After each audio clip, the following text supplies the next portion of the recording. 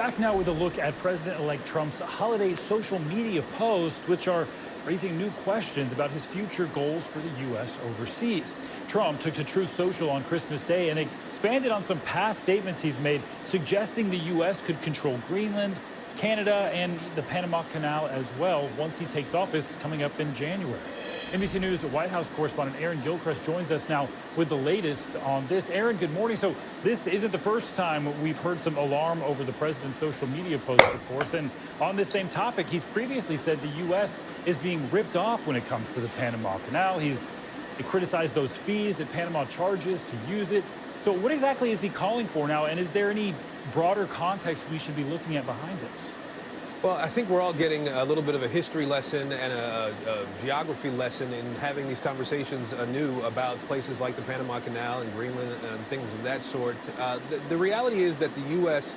signed a treaty with Panama back in the 70s that started the process of the U.S. giving up control of the Panama Canal that happened in 1999. And so this major transit point is a way that ships get from the Atlantic Ocean to the Pacific Ocean and vice versa without having to go all the way around the southern tip of South America. The president-elect has suggested that the Panamanians are charging U.S. businesses too much money to be able to use the Panama Canal to move their goods around, and as a result of that, he sort of threatened to take back control of the Panama Canal if those fees were not eased up a little bit by Panama. Of course, that country's president said that it controls the canal, it will continue to control the canal, and it's not selling anything. And that's really, Stephen, I think, just the response that we're hearing to what seems like President-elect Trump just kind of thinking out loud. Obviously, it would take more than just the U.S. saying, I want control back for that to actually happen.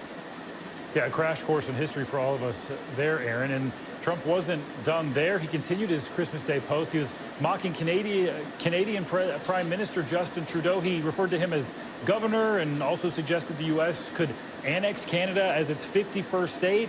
I don't think anyone really thinks that's going to happen, but what is he actually trying to drive at here, and how much is that affecting foreign policy before he even takes office?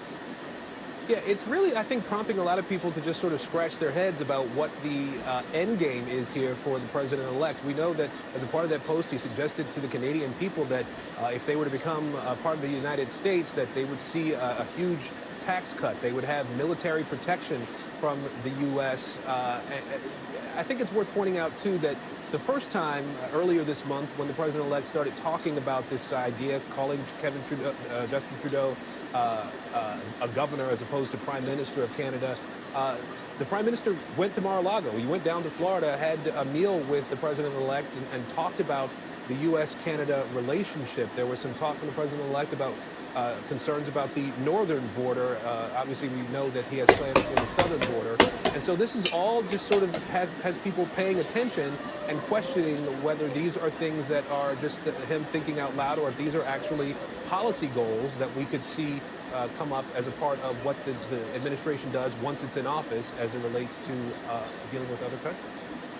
Raising a lot of questions and getting a lot of people talking, that's for sure. And the president-elect is still at Mar-a-Lago today, Aaron. No public events scheduled. Can you tell us, though, what should we expect as he begins to ramp up that transition for his inauguration, which is coming less than a month away now?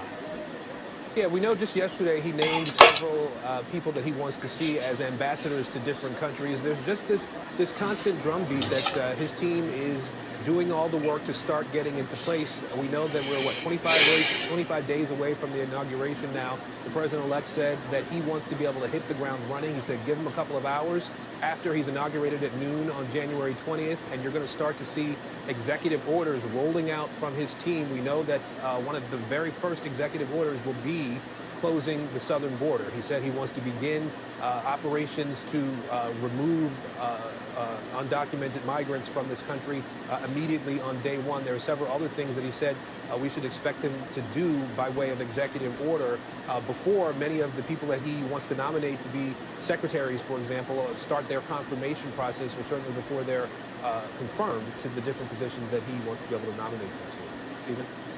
A lot of changes coming up in just a little more than 3 weeks now. Aaron.